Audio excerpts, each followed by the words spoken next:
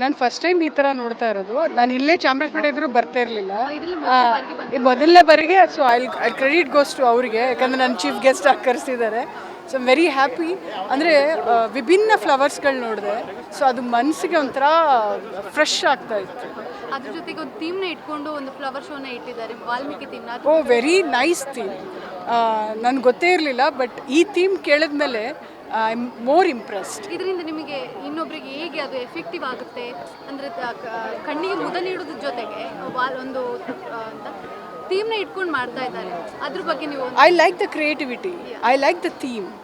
ಶಾಂತರ yeah, but ಈ theme ಹೊಳಿಬೇಕು ಅಂದರೆ ಡೀಪ್ ಹೋಗಲೇಬೇಕಾಗುತ್ತೆ.